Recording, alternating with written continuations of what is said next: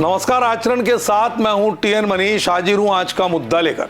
आज हम बात कर रहे हैं एक ऐसी खबर की जो भारत की विदेश नीति को नया आयाम दे सकती है। कल 20 नवंबर 2025 को दिल्ली के हैदराबाद हाउस में विदेश मंत्री डॉक्टर एस जयशंकर ने तालिबान सरकार के उद्योग वाणिज्य मंत्री अलहाज नूरुद्दीन अजीजी से मुलाकात की। ये तालिबान के किसी मंत्री की भारत में दूसरे हाई लेवल विजिट है। भारत ने अफगान लोगों के विकास और कल्याण में पूरा समर्थन का वादा किया, जबकि अजीजी ने ट्रेड बढ़ाने और ईरान के चाबहार पोर्ट के उपयोग पर जोर दिया। लेकिन सवाल ये, क्या यह आर्थिक नजदीकी तालिबान की मानवाधिकार नीतियों को नजरअंदाज करने का संकेत है, या भारत क्षेत्रीय स्थिरता के लिए स्मार्ट डिप्लोमेसी खेल रहा है? आइए इस मुद्दे की गहराई में उतरते हैं। सबसे पहले थोड़ा सा बैकग्राउंड। अगस्त 2021 में तालिबान के अफगानिस्तान पर कब्जा कर लिया था। तब से भारत ने सतर्क रूप अपनाया। हमने राजनीतिक मान्यता नहीं दी, लेकिन मानवीय सहायता जारी रखी, दवाइयां, खाद्यान्न और अब तक $5 करोड़ से ज्यादा की मदद। तालिबान शासन में अफगानिस्तान आर्थिक संकट से जूझ रहा है। संयुक्त राष्ट्र के मुताबिक 2.3 करोड़ अफगान भुखमरी के कगार पर है। भारत अफगान ट्रेड पहले $2 बिलियन का था, लेकिन अब घटकर $1.5 बिलियन रह गया। पिछले महीने तालिबान के विदेश मंत्री मावलवी अमीर खान मुक्तकी की विजिट हुई थी, जहां भारत ने काबुल में अपनी मिशन को फुल एम्बेसी का दर्जा देने की बात की। अब अजीजी की यह विजिट ट्रेड पर फोकस्ड है। तालिबान ने हाल ही में पाकिस्तानी व्यापारियों को निशाना बनाया है, जिससे क्षेत्रीय तनाव बढ़ा है। भारत के लिए यह मौका है चाबहार पोर्ट के जरिए अफगानिस्तान को पाकिस्तान बाईपास करके जोड़ना। लेकिन क्या यह जोखिम भरा नहीं होगा?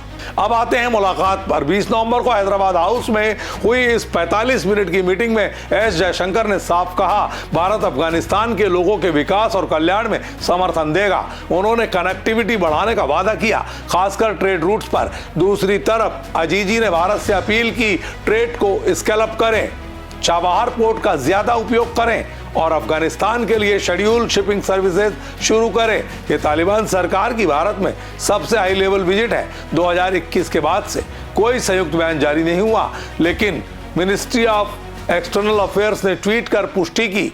जयशंकर ने कहा, हम अफगान भाइयों के साथ खड़े हैं, लेकिन मीटिंग के दौरान महिलाओं के अधिकारों का, ISKP जैसे आतंकी खतरे पर चर्चा का कोई भी ब्यौरा नहीं। भारत की पोजीशन साफ है, हम तालिबान को मान्यता नहीं देंगे, लेकिन अफगान लोगों की मदद करेंगे। एस जयशंकर ने मीडिया इंटरव्यू में कहा, हमारा फोकस डेवलपमेंट पर है, ना कि पॉलिटिकल वैलिडेशन पर। भारत ने 2021 से अब तक 50,000 टन गेहूं भेजा, चाबहार से अफगान ट्रेड को सपोर्ट किया। ये रणनीतिक है, पाकिस्तान को साइडलाइन करना, मध्य एशिया से कनेक्ट होना। लेकिन आलोचक कहते हैं ये तालिबान को मजबूत कर सकता है। तालिबान की तरफ से अजीजी ने साफ कहा, भारत से ट्रेड डील्स और इन्वेस्टमेंट चाहिए। वे चाहते हैं कि भारत अफगान उत्पादों को ज्यादा खरीदे, जैसे फल, नट्स और कारपेट्स। चाबहार पोर्ट पर शिपिंग सर्विसेज से अफगान एक्सपोर्ट को 30% बढ़ सकता है। लेकिन चुनौतियां, तालिबान की महिलाओं पर पाबंदियां, स्कूल बंद, जॉब्स पर रोक अंतर्राष्ट्रीय दबाव का कारण बनी। भारत ने UN में इसकी निंदा की है। प्लस पाकिस्तान अफगानिस्तान बॉर्डर पर तनाव, रूस और ईरान मध्यस्थ बन रहे। क्या भारत इस गड़बड़ी में फंस जाएगा?